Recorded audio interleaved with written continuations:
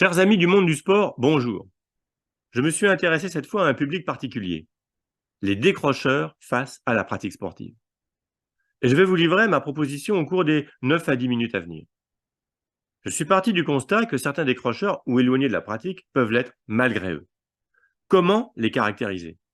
Disons, ceux que l'on pourrait remettre en selle avec des activités et des aides de qualité. Je vais m'appuyer sur des travaux que j'ai déjà réalisés et regroupés sous sport tout au long de la vie, sport, matière éducative. En fait, les disciplines sportives portent en elles-mêmes tout ce qui caractérise une démarche éducative. Apprentissage, entraînement, appropriation et maintien des acquis, les piqûres de rappel, les vocalises du chanteur, les gammes du musicien. Et pour finir, réinvestissement dans un nouvel apprentissage pour aller plus loin. Quels sont les obstacles? En termes de choix, par exemple, l'impossibilité de pratiquer le sport qui fait rêver. C'est dire que ce que l'on propose à ces décrocheurs ne les intéresse peut-être pas. En termes de fondamentaux de l'éducation, une personne qui a besoin de plus de temps pour apprendre que d'autres est vite décrochée si l'enseignement est collectif et normé et si les contraintes des programmes prennent le pas sur l'assurance des acquis avant de s'attaquer à la suite. Et la spirale infernale s'installe. Apprentissage incomplet, entraînement inefficace, appropriation impossible, réinvestissement impossible. Sans base solide, les fondamentaux disciplinaires et leur appropriation, le potentiel individuel ne peut pas être exploité. Ne reste que la frustration d'un objectif au départ réaliste pour le ou la pratiquante, mais qui devient inaccessible. Déception, découragement. Par cet extrait de la Charte européenne du sport, les gouvernements devraient prendre les mesures nécessaires afin de donner à chaque individu la possibilité de pratiquer le sport et notamment veiller à ce que chacun ait la possibilité d'améliorer son niveau de performance sportif au-delà de la pratique de loisirs et de réaliser son potentiel de développement personnel et ou d'atteindre des niveaux d'excellence de manière éthique, loyale et responsable. Nous pouvons entrevoir ce que cette promesse implique en termes d'encadrement et de justesse dans les contenus. Certains incontournables doivent être acquis ou maintenus que l'on soit débutant, pratiquant occasionnel ou champion olympique. Les fondamentaux disciplinaires. Leur enseignement et leur transmission sont donc au cœur des obligations qui nous incombent. On peut se déplacer sur la glace sans savoir patiner. On peut barboter dans la mer sans savoir nager. On peut taper sur les touches d'un piano ou sur les cordes d'une guitare sans savoir en jouer. Quelles en sont les conséquences? Si la finalité est « je me débrouille » ou « je crois me débrouiller en toutes circonstances sans autres ambitions », tout va bien. Mais en réalité, mon bagage est très insuffisant et certaines situations peuvent devenir au mieux frustrantes, au pire très dangereuses. Et je prends pour référence l'aisance aquatique et sa mise en place à l'école pour prévenir les noyades. Il faut savoir que l'on n'apprend pas à flotter avec des artifices. Égalité des chances. Les jeunes qui pratiquent le sport peuvent avoir l'opportunité d'être encadrés par des personnes compétentes et attentionnées, mais dans beaucoup de cas, ils n'ont pas cette chance. Ils seront donc limités dans leur apprentissage et par conséquent dans leur progression, ce qui crée des écarts de maîtrise importants entre les participants qui deviennent un frein à leur intérêt à poursuivre. L'aspect socio-culturel en est donc affecté. Témoignage de Yves Hamelin. Cette idée autour des fondamentaux disciplinaires et de leur apprentissage rejoint la nécessité de fournir de l'aide de qualité à ceux qui sont éloignés aussi bien des études que du sport, malgré eux. Ils n'ont pas forcément envie d'être distraits avec des contenus d'animation où le fond pourrait être négligé. Car chacun a le droit de vivre de belles expériences où ce beau sentiment d'efficacité personnelle est palpable. Je suis capable de réussir quelque chose si l'on m'en donne le temps et que mes encadrants sont de qualité. Choisir et pratiquer un sport est une source d'enrichissement et permet d'avoir une bonne image de soi grâce à cette réalité d'efficacité personnelle objectivée par la progression. Le bénéfice du sport en termes uniques de santé et bien-être est très réducteur, voire à double tranchant car interprétable. Quand on fait du sport, on peut se blesser. Donc, certains s'engouffrent alors dans cette brèche pour critiquer la pratique sportive.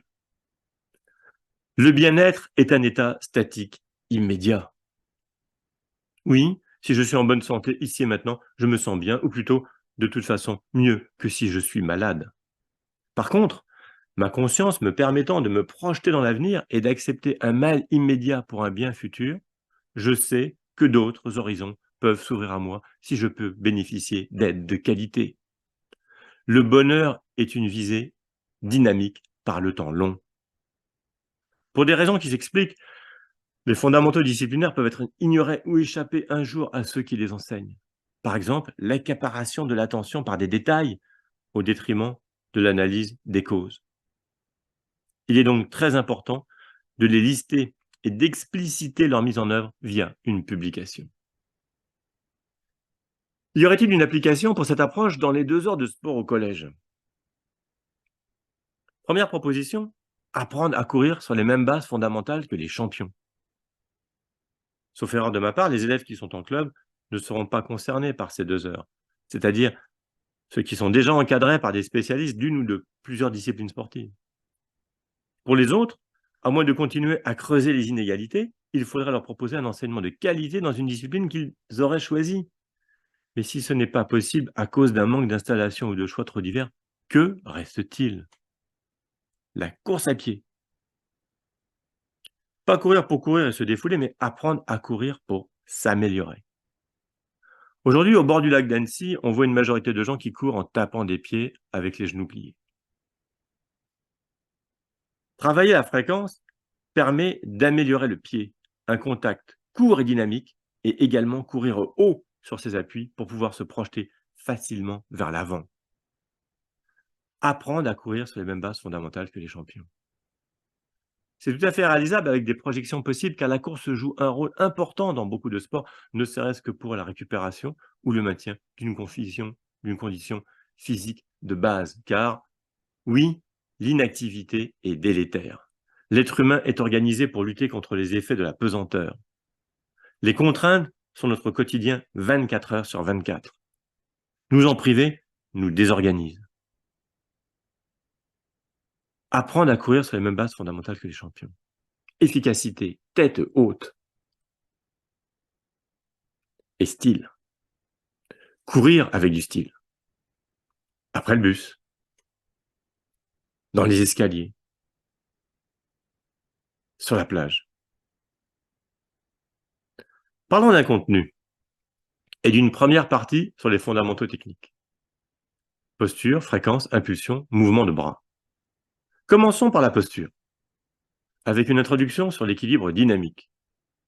D'un état statique, pour se mettre en mouvement, il faut rompre son équilibre et ensuite l'ajuster. Se grandir permet d'élever son centre de gravité, attitude qui offre la meilleure option pour des réglages fins. Je vous propose une preuve par l'exemple de la bouteille en équilibre précaire. Laquelle des deux est la plus facile à maîtriser? Celle de gauche, qui contient un peu d'eau et dont le centre de gravité est un peu plus bas que celle de droite? Eh bien non. La bouteille de gauche est quasiment ingérable. Se grandir permet d'élever son centre de gravité, attitude qui offre la meilleure option pour rompre l'équilibre, se mettre en mouvement et assurer des réglages fins. Un effet de freinage se produit à chaque contact si le pied n'atterrit pas près du centre de gravité du corps. La posture est déterminante. Une attaque du sol par le talon est souvent associée avec une position de course assise et un relâchement des muscles qui contribuent au gainage. Côté prévention des blessures, une attaque du sol exagérée du talon conduit à une fréquence de course plus lente avec une surcharge des muscles de la face avant du tibia et de l'articulation du genou. Faisons un petit jeu des erreurs et des conséquences. Port de la tête, portée du regard et conséquences sur la posture. À vous de jouer.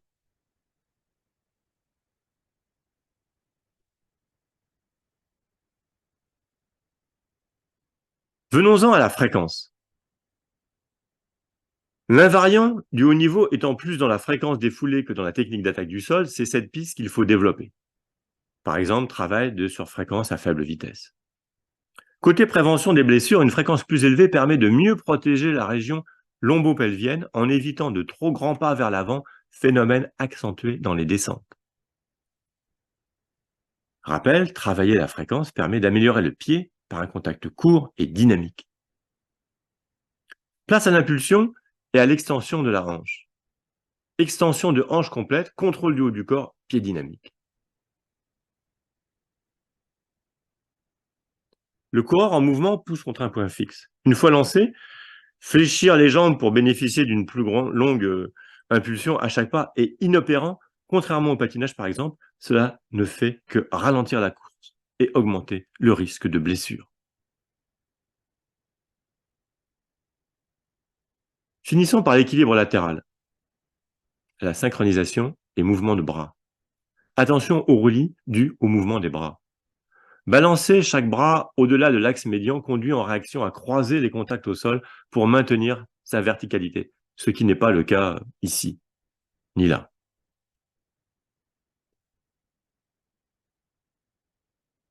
Pratiquer sans consigne ne permet pas d'acquérir les fondamentaux techniques. Pratiquer enracine des habitudes. Donc pratiquer avec les bonnes consignes et sous le contrôle d'un regard expert est fondamental. À suivre donc les contenus détaillés et leur mise en œuvre. Un grand merci pour votre attention.